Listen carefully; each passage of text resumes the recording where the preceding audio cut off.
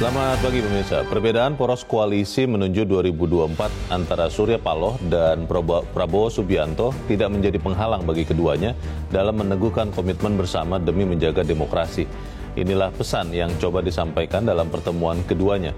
Kondisi yang seharusnya memang dihadirkan di Republik ini mendekati pesta akbar demokrasi pemilihan umum 2024. Silaturahim tetap dibangun untuk menghargai hak politik masing-masing kekuatan politik. Pemirsa, nilai editorial Media Indonesia di siaran ini Selasa 7 Maret 2023 dengan tema harmonisasi dalam kontestasi bersama saya Leonard Samosir. Editorial Media Indonesia ini juga dapat Anda simak, dapat Anda dengarkan melalui MG Radio Network di frekuensi 94,7 FM di kawasan Jakarta dan sekitarnya. Para pendengar dan Anda semua bisa ikut menyatakan pendapat Anda dengan menelepon nomor telepon 021 583 99 100. Dan pemirsa, pagi ini telah hadir bersama saya Ketua Dewan Redaksi Media Group, Elman Saragih. Bang Elman, selamat pagi. Pagi, Bung Leo. Sehat-sehat, Bang? Sehat. Kalau kita bisa bertemu begini, kita bisa harmonis, kan enak ya, Bang ya? Ya, artinya iya. Hidup itu kan sesungguhnya kan saling berinteraksi kan. Iya. Kan nggak enak hidup sendiri kan. Betul. Jadi dan menurut saya sih hidup berdampingan itu sebuah keniscayaan kan. Oke.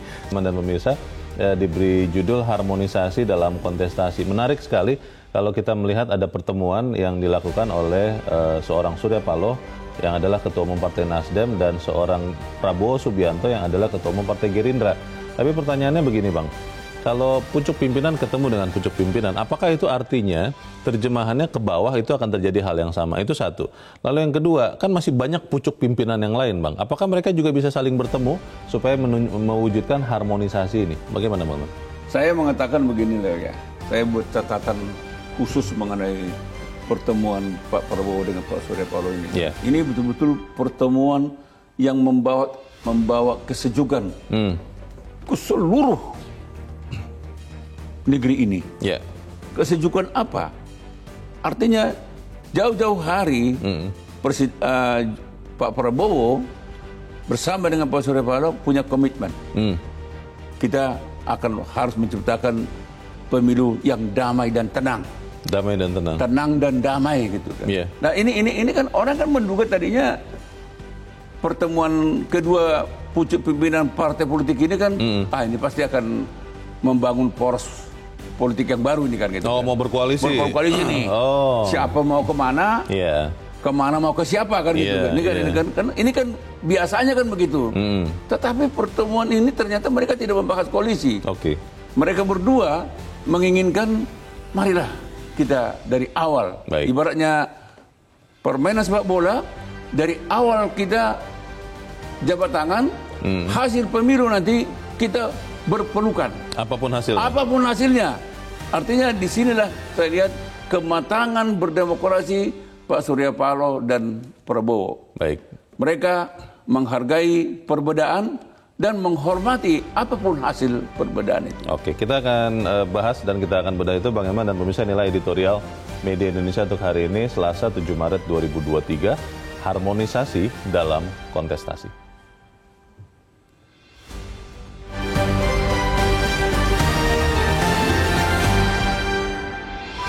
Harmonisasi dalam kontestasi.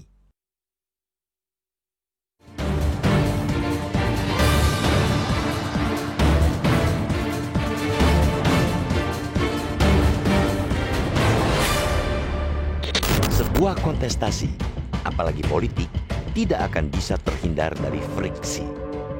Namun, sejatinya, persaingan tidak harus berujung konflik. Kemampuan untuk meredam friksi sehingga tidak timbul konflik inilah yang membutuhkan kematangan dan kedewasaan dalam berpolitik. Upaya komunikasi politik, safari antar elit, menjadi peneguhan bahwa nilai kebangsaan terus dijunjung tinggi di negeri ini. Inilah pula pesan yang coba disampaikan dalam pertemuan antara Ketua Umum Partai Nasdem Surya Paloh dan Ketua Umum Partai Gerindra Prabowo Subianto. Perbedaan poros koalisi menuju 2024 antara Surya dan Prabowo tidak menjadi penghalang bagi keduanya dalam meneguhkan komitmen bersama demi menjaga demokrasi sehingga tetap berjalan di rel yang semestinya. sepakat untuk menciptakan kondisi bangsa yang damai, sejuk, rukun, dan selalu dalam bingkai persatuan dan kesatuan. Kondisi itulah yang seharusnya memang dihadirkan di Republik ini mendekati pesta akbar demokrasi pemilihan umum 2024. Silaturahim tetap dibangun untuk menghargai hak politik setiap kekuatan politik, juga setiap poros koalisi. Gerindra kini bersama Partai Kebangkitan Bangsa tergabung dalam Koalisi Kebangkitan Indonesia Raya. Adapun Nasdem yang telah melaju selangkah di depan dengan deklarasi pencapresan Anies Baswedan membentuk koalisi perubahan bersama Partai Demokrat dan Partai Keadilan Sejahtera. Sebagai partai yang sama-sama menyokong pemerintahan Presiden Joko Widodo Ma'ruf Amin, Nasdem dan Gerindra sepaham untuk terus bersama-sama membangun bangsa ini, menciptakan kondisi bangsa yang damai, sejuk, rukun, dan selalu dalam bingkai persatuan dan kesatuan. Serta juga berkomitmen menjaga agar kontestasi politik, pesta rakyat, pemilu yang akan datang harus berlangsung jujur, adil, damai, dan rukun, sehingga mampu menghasilkan pemimpin-pemimpin yang berkualitas, berintegritas, dan selalu mengabdikan diri untuk rakyat. Namun, narasi politik tidak tunggal karena bisa juga silaturahim itu menyimpan siasat politik.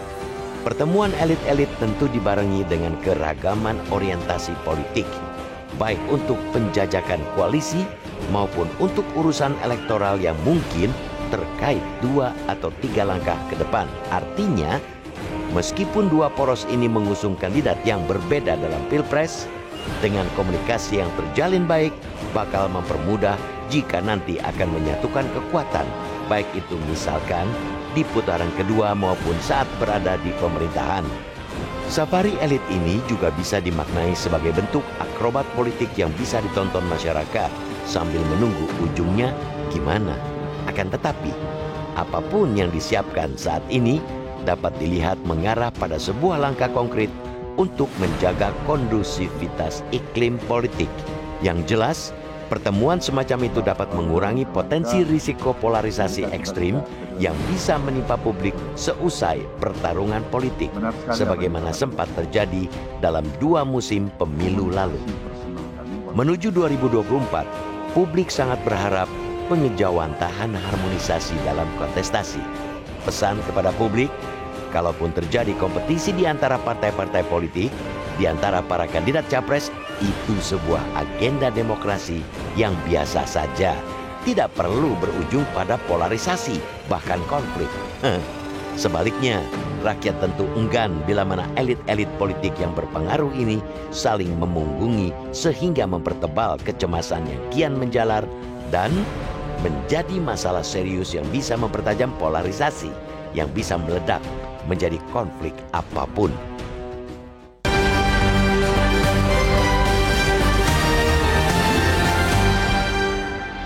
Di bagian berikut Anda bisa ikut menyatakan pendapat Anda terkait editorial pagi ini. Pemirsa, untuk saat ini tetaplah bersama kami.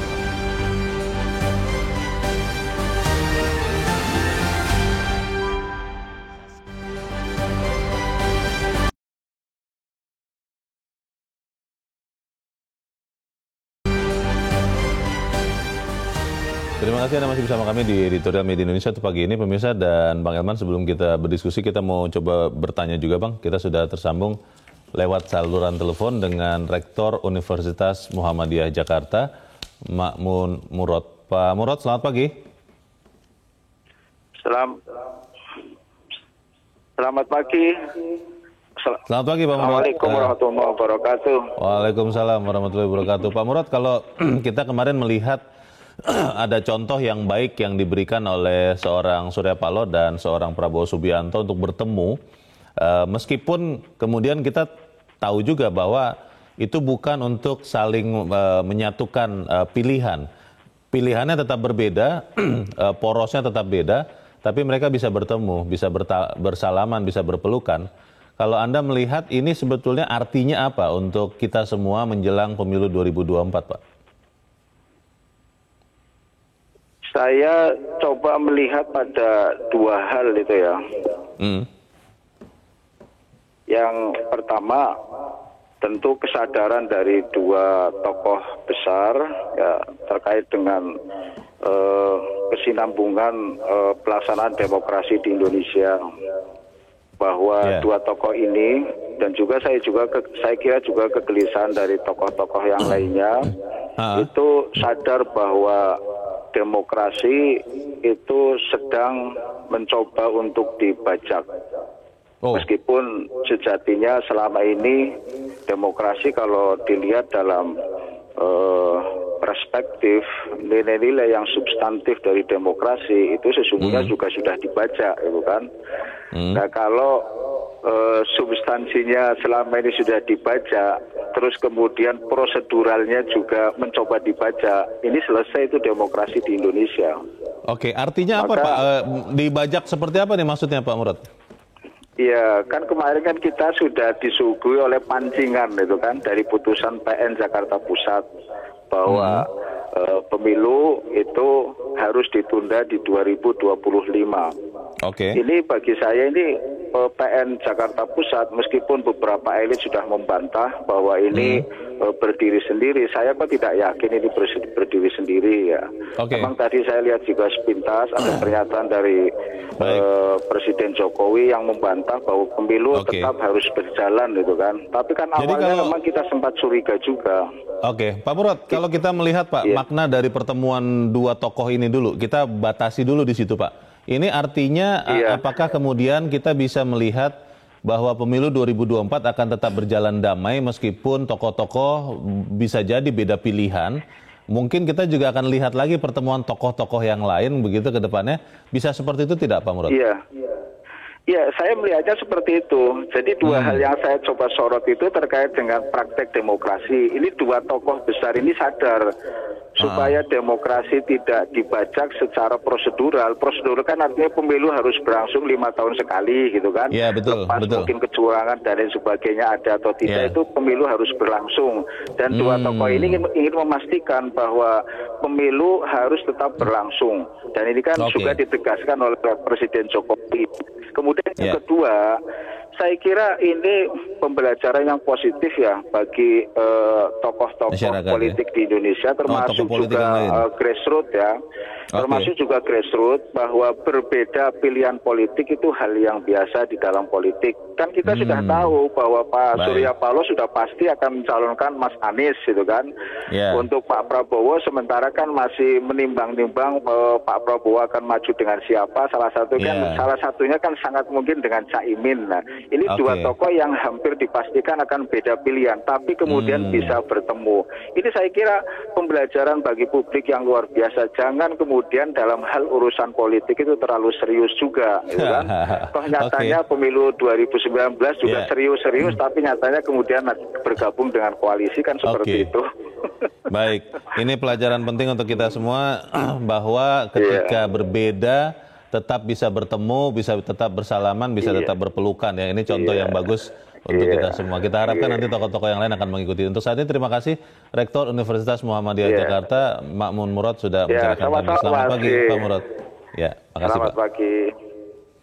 Kalau melihat contoh ini, Bang Elman, apakah kemudian tokoh-tokoh yang lain, tokoh-tokoh politik, tokoh-tokoh bangsa yang lain bisa juga mengikutinya, Bang? Bisa saling bertemu? Ya, kalau saya sih mengatakan ini pembelajaran yang berharga ya. Ini sebuah keteladanan sebetulnya yang diperlihatkan oleh Pak Prabowo sama Pak Surya Paloh ini kan. Karena kalau sekarang ini kan kita lihat ya, belum apa-apa sudah saling memagari tuh. Ada. Jadi kan kita nggak mungkin bertemu dengan dia gitu kan. Kita nggak mungkin bersatu dengan dia. Jadi sudah dia nggak boleh dengan kita. Nah, itu kan sebetulnya kan tidak perlu. Jadi artinya jangan di dalam hidup berbangsa dan bernegara ini langsung kita memetakan saya dan dia. Padahal mestinya harus kita apakan ya jangan sampai saya dan mereka, kita dan mereka, enggak. Kita harus mengatakan kekitaan semua kan. Satu bangsa gitu. Satu bangsa, satu negara, ya kan gitu kan. Nah, oleh karena itu sebetulnya ke depan kita harapkan tidak boleh ditabukan katakanlah misalnya Pak Ibu Mega misalnya. berbicara, saya ingin ketemu dengan ketua PKS misalnya kan gitu. Oke. Nah, dan misalnya dari ketua Golkar, saya bertemu dengan Anu misalnya, dengan PKB dan sebagainya kan gitu. Nah, kalau pimpinan partai politik ini sama-sama membangun silaturahmi satu sama lain dan bersepakat kita mau kontestasi pemilu loh. Jadi dari awal kita salaman. Boleh kita beda pilihan, boleh kita beda poros, tapi nanti ketika hasil pemilunya itu nanti ada pemenangnya, karena pemenangnya pasti satu. Semua kita harus mensyukurinya. Meskipun bukan pilihan saya yang pilihan menang. saya, harus kita mensyukuri. Karena apa? Ketika kita mau kontestasi, kita kan tujuannya bagaimana membangun bangsa dan negara. Supaya tetap meraputi NKRI, Pancasila. Jadi siapapun pemenangnya, tujuan akhir adalah bagaimana mensejahterakan rakyat. Lah, apa yang salah? Kan gitu kan? Jadi ya sebetulnya kita syukuri, kita pestakanlah semua hasil pemilu nanti kan gitu. Sepertinya saya katakan tadi, ketika awal salaman, ketika akhir berpelukan, walaupun hasilnya 0-7 misalnya. Baik, itu Manchester United dikalahkan Liverpool ya. Tapi masalahnya Bang, apakah memang masih bisa kita seperti itu? Apakah rakyat benar-benar bisa tidak terlalu serius seperti tadi kata Pak Murad, tidak bawa perasaan untuk kemudian tidak benar-benar bertempur di dalam pemilu? Kita akan bahas setelah jeda Headline News pukul 7 dan pemirsa tetap bersama kami, Editorial Media Indonesia segera kembali.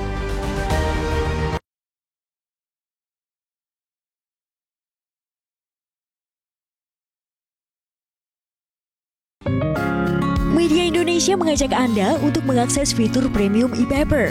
Dengan sajian konten berbasis intelektual dan meneguhkan kebangsaan, Media Indonesia tampil dengan lebih dinamis melalui e-paper Media Indonesia yang dapat Anda akses kapan saja, di mana saja. Caranya mudah, download aplikasi Media Indonesia di Android atau ketik link e-paper.mediaindonesia.com atau bisa scan QR Code pada layar kaca Anda.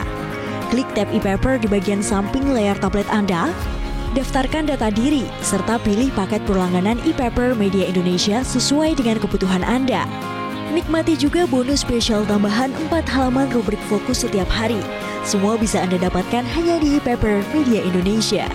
Untuk informasi lebih lanjut, hubungi customer service di nomor 0811 1201 2018 atau kunjungi media sosial @mediaindonesia.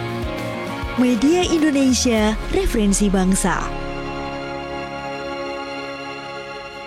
Terima kasih pemirsa, masih bersama kami di Editorial Media Indonesia dan kita akan mendengarkan Bang Elman. Kali ini adalah suara dari pemirsa Metro TV terkait dengan editorial. Pada saat ini kita sudah terhubung dengan pemirsa Metro TV di Cirebon, Jawa Barat. Ada Pak Sunoto. Pak Sunoto, selamat pagi. Selamat pagi Bang Leo dan selamat pagi Bang Elman. Selamat pagi Pak, silakan Pak. Judulnya harmonisasi dalam kontestasi. Nah, rakyat berharap bahwa dalam kontestasi ini bukan hanya sekedar tontonan, tapi harus menjadi sebuah tuntunan. Ini yang penting. Dan mengenai harmonisasi harus diuji Bang Leo. Harmonisasi dengan malang melintang ke sana kemari, itu rasanya bagaikan berharap kucing bisa terbang. Cobalah belajar harmonis, tesnya itu adalah satu paham dari partai yang turunannya dari Pak Harto. Yaitu apa?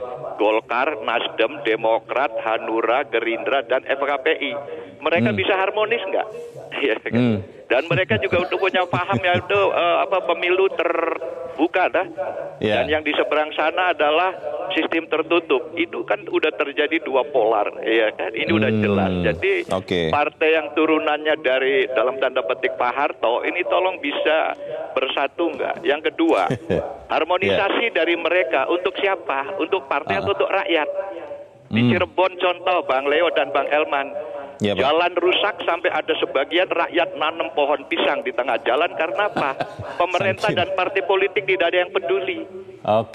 Jadi mereka itu senyum-senyum, pelukan, rangkulan dan segala macam tuh hanya untuk tontonan. Dan maaf Bang Leo, Bang Elman, jangan underestimate sama rakyat, ya kan? Rakyat juga banyak yang berpikir, banyak yang ngerti mereka itu mau ngapain gitu kan? Dan kami tidak akan pernah silo sama gerakan-gerakan mereka.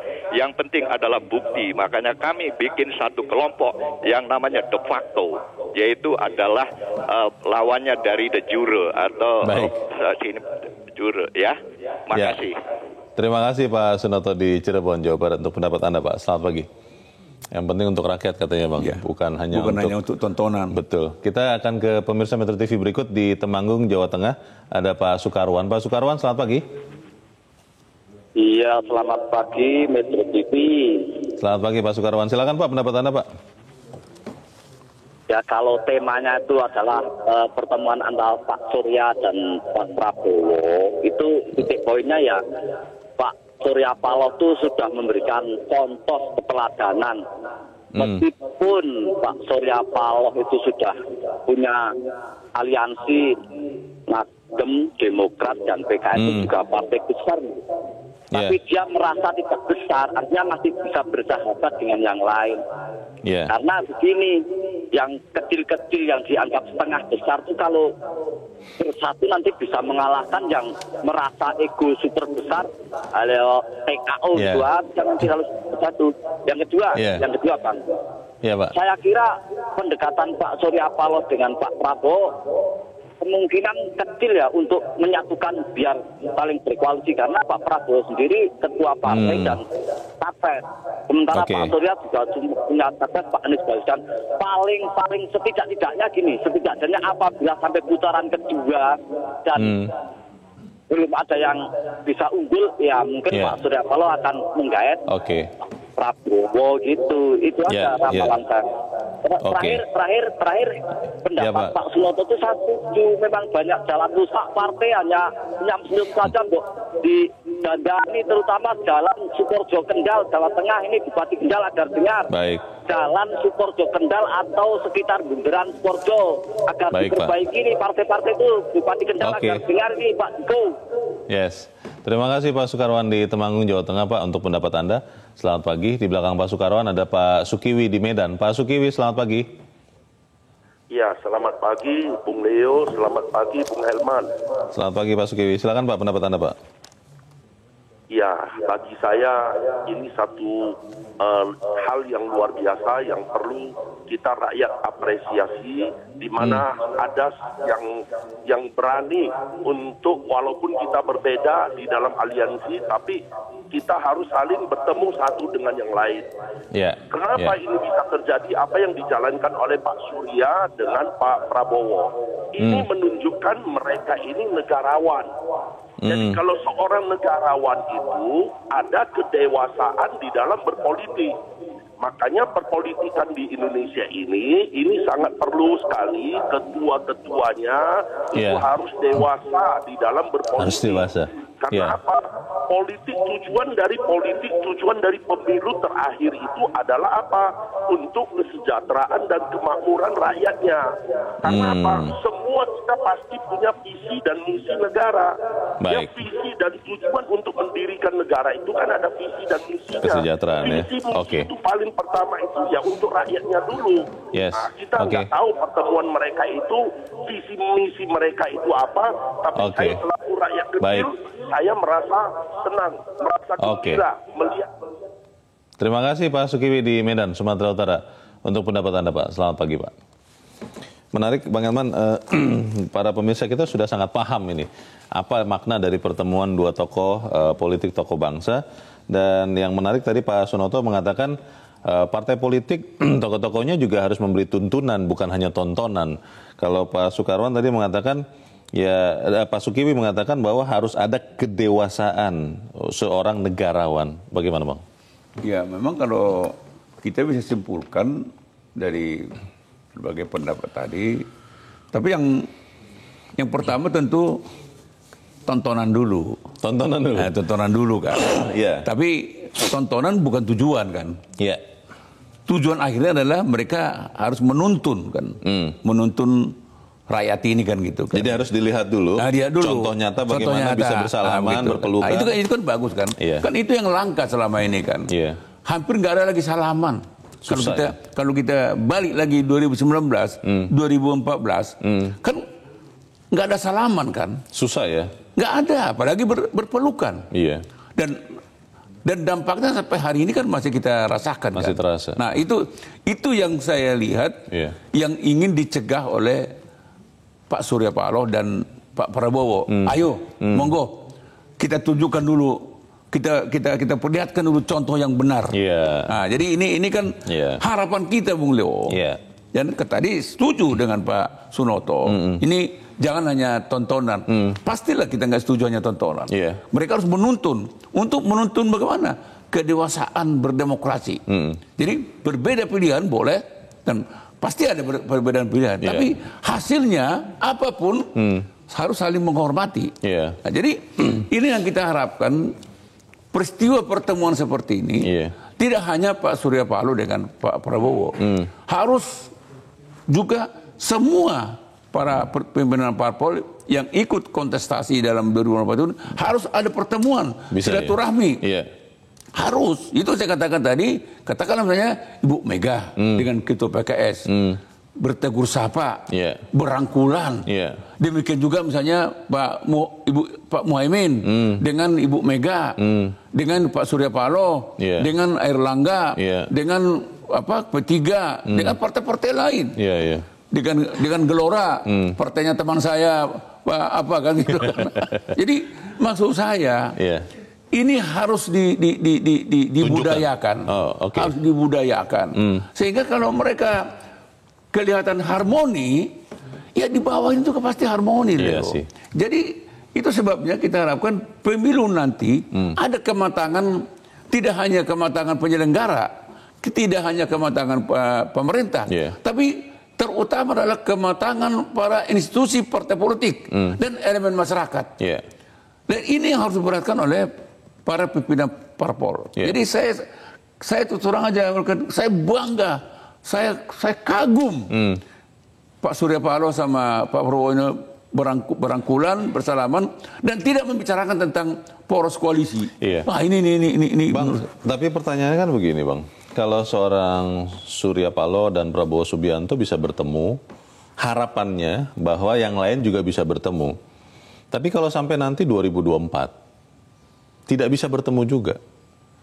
Apa artinya untuk kita, masyarakat, yang masing-masing punya pilihan, masing-masing menyukai tokoh pimpinannya atau pujaannya? Karena saya jujur khawatir, Bang, yang tadi Abang katakan, sisa dari apa yang terjadi di 2014, 2019, jangan-jangan terjadi lagi di 2024, bahwa pemilu itu dianggap adalah tempur, peperangan. Yang harus ada adalah entah saya yang survive atau Bang Elman yang survive kalau kita berbeda pendapat. Bukan kemudian setelah pemilu kita sama-sama survive. Bagaimana, Bang? Ya, saya mau mengatakan begini, Bung Oleh.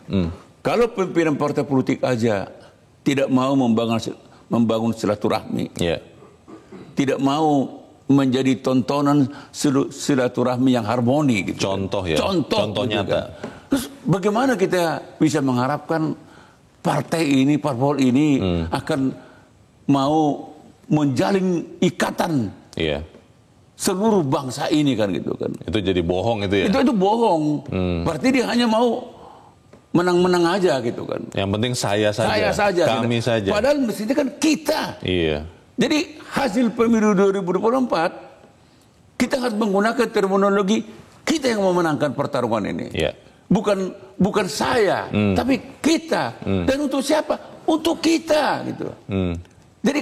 Jadi menurut saya kalau masih ada pimpinan partai politik yang enggan bertemu aja. Baru bertemu aja udah belum mau apa-apa ya. Apalagi membicarakan untuk membangun bangsa. Kerjasama segala macam. Jangan ada anggapan hanya kita yang ada di Republik ini, hanya saya yang ada di Republik ini. Mestinya kita. Kita semua sama-sama. Jadi yang diperhatikan oleh Pak Surya sama Pak Prabowo ini kan ya kekitaan. Karena tadi Pak Soekarwan juga sempat mengatakan kan, Bang Elman, bahwa ini partai politik ini asik-asik sendiri saja, membangun diri sendiri saja, partainya saja, sementara ada banyak, tadi dicontohkan jalan yang rusak, itu tidak bergerak juga untuk memperbaikinya. Jangan-jangan, kalau saya menambahkan ini Bang, jangan-jangan nanti menjelang 2024, menjelang coblos, akan ada banyak jalan yang diperbaiki, tapi harus ada bendera-bendera yang terpasang di situ Bang. Nah, itu juga yang dikeluhkan oleh Pak Sunoto kan. Jadi mereka berharmoni hanya untuk memikirkan dirinya kan gitu kan. Betul. Tapi begitu selesai kontestasi pemilu, jalan-jalan yang di Cirebon itu kan tetap rusak. Bahkan mereka menanam pisang kan gitu kan. Saking dalamnya lubangnya. Jangan-jangan juga mereka ini hanya berpikir nanti kan ini kan pasang bendera kan. Menggelontorkan bantuan-bantuan. Tapi bantuan-bantuan yang digelontorkan itu tujuannya hanya bagaimana supaya dia milih kan. Mendapat suara. Bukan untuk mensejahterakan. Dan yang digelontorkan itu hanya keluarganya kan. Keluarga besar partai. Kan mestinya kan nggak begitu kan. Nah, itu yang sebetulnya ingin dipesan yang yang ingin disampaikan oleh Pak Surya sama Pak Prabowo. Nih, kalau dari Pak Prabowo menang atau Pak Surya menang, koalisinya tentu, kami ini akan berjuang untuk kita semua, kan gitu kan? Kita ini, saya katakan tadi kan, contoh misalnya kalau Liga Inggris, kita salaman dulu sebelum permainan. Waktu masih 0-0. 0-0 nih. Terakhirnya? Hasilnya 0-7 atau 7-0, tetap berpelukan. Apa yang dikatakan? Selamat atas kebesaran Anda. Terus yang menang bilang kata, lain kali you harus menang kan gitu kan. Jadi artinya rukun, sejuk, teduh, dan rakyat pun kan enak. Tidak terjadi perpecahan. Kan itu dibalik kepada damai dan tenang. Kita harus jeda dahulu Bang Elman dan pemirsa tetap bersama kami. Editorial Media Indonesia segera kembali.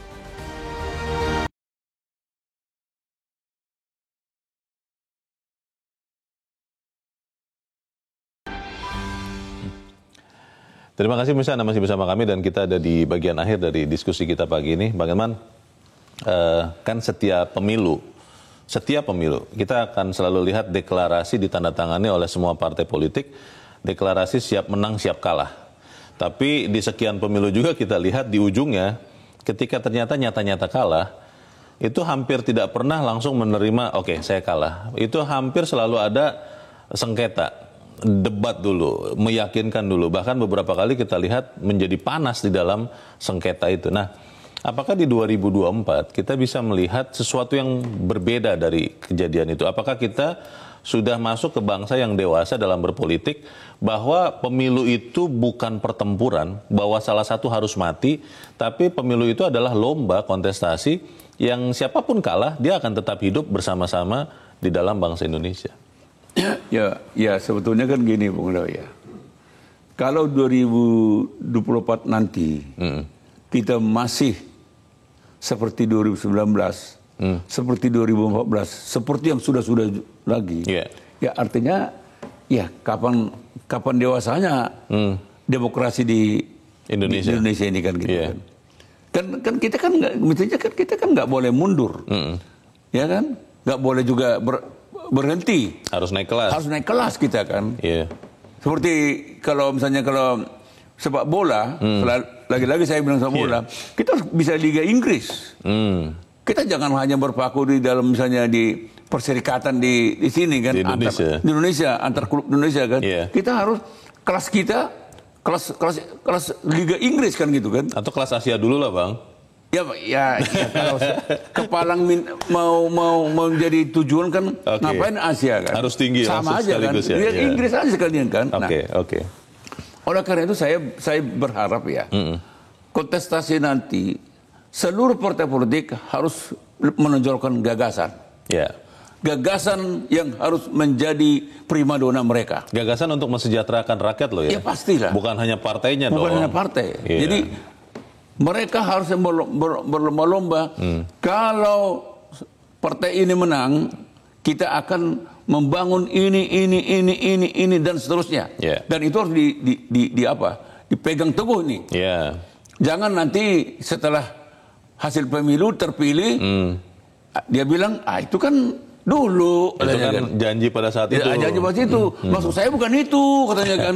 Gitu kan. Iya, ngeles. Nah, ngeles dia kan. Nah, kedua, seluruh partai politik harus mencegah jangan memasuki misalnya SARA gitu kan. Jadi politik identitas ya. Identitas jangan. Jangan memasuki urusan suku, agama, antar golongan, ras dan sebagainya kan. Itu jangan. Hindarin itu. Karena kita ini akan rusak gitu kan. Kita harus menyamakan gagasan-gagasan yang memang kita bisa satu gitu kan. Jadi situ kita adu debat, ya gak apa-apa keras-kerasan. Dia bilang misalkan, Pak, saya membangun bendungan 100. Pak, saya nggak membangun, saya akan membangun pabrik yang akan bisa menghasilkan lapangan kerja sekian. Kan enak kan. Rakyat pun dia bilang, aduh, semua bayangan saya semua akan menyenangkan saya ini. Mensejahterakan rakyat ini. Ini pun saya pilih sama, ini pun saya pilih sama. Ya udah, tutup mata aja, plok gitu aja dia kan. Karena dia pikir dari seluruh partai politik yang ikut kontestasi, semuanya menyenangkan hati. Semuanya membangun masa depan bangsa dan negara. Dan itu yang kita harapkan gitu kan. Bang, pertemuan Ketua Umum Nasdem dan Ketua Umum Gerindra, apakah memang cukup tanpa ada perintah partai untuk meniru atau melakukan hal yang sama ke bawah? Atau itu sudah cukup ketika kita melihat ada pertemuan, walaupun kita berbeda pandangan, berbeda pilihan, tapi kita tetap harus berdamai nih. Perlu ada perintah atau tidak, Bang? Itu yang diingatkan oleh Pak Sunoto tadi kan. Jadi tidak hanya sekedar harmoni tontonan, jangan hanya sekedar supaya bagus ya, matang, dewasa gitu kan. Kalau itu nggak ada artinya itu. Tapi mereka harus menjadi tuntunan. Nah kalau tuntunan kan ya masing-masing partai kan harus mengatakan dari atas, kalau dalam bahasa militer setelah horde harus ikut dari atas sampai ke bawah. Inilah kita. Kita harus membangun harmoni, membangun kebersamaan, membangun kekitaan. Meskipun berbeda-beda. Berbeda. Ingat, tujuan kita adalah Merah Putih, Bhinneka Tunggal Ika, Pancasila, dan NKRI harga mati. Kan enak kan, Leo kan. Dan itu harus ditanamkan sampai ke lapisan terbawah. Istilahnya kalau dalam partai sampai DPRT, Dewan Pimpinan Ranting. Itu harus mewajawantahkannya kan gitu kan. Jadi kalau hanya katakanlah itu kemarin hanya tontonan itu hanya di padepokannya Hambalang, ya selesai, Leo. Saya pun langsung lemas saya. Tidak efektif ya? Aduh, tapi saya percaya niatnya Pak Surya, niatnya Pak Prabowo, inilah yang akan mereka gelorakan di internal partai. Harapan kita, semua internal partai lain pun ikut. Kalau hari ini Gerindra sama Nasdem, besok katakanlah kita tunggu misalnya tiba-tiba PDP, saya mau bertandang ke Pasar Minggu PKS. Waduh, langsung begini kita kan. Itu berarti 2024 akan sangat keren ya Bang ya. Kita tidak lagi mengharapkan 2024 seperti yang terjadi 2019. Berjilid-jilid pertempuran itu. Kita harapkan tidak ada pertempuran di 2024 dan kita berharap para pimpinan partai menjadi contoh yang baik. Bang Elman Saragih, terima kasih sudah hadir di tempat ini. Selamat pagi, Bang. Pemirsa, pertemuan yang dilakukan antara elit dengan perbedaan poros koalisi dapat mengurangi potensi polarisasi perbedaan ekstrim yang bisa menimpa publik usai pertarungan politik seperti yang sempat terjadi di 2 musim pemilu yang lalu. Pesan kepada publik bahwa kalaupun terjadi kompetisi di antara parpol, antara kandidat capres itu adalah sebuah agenda demokrasi yang biasa saja. Tidak perlu berujung pada polarisasi, bahkan konflik. Mari kita bangun harmoni di dalam kontestasi ini. Saya Leona Samosir, terima kasih. Anda sudah menyimak editorial Media Indonesia untuk pagi ini. Terus jaga kesehatan Anda. Selamat pagi, sampai jumpa.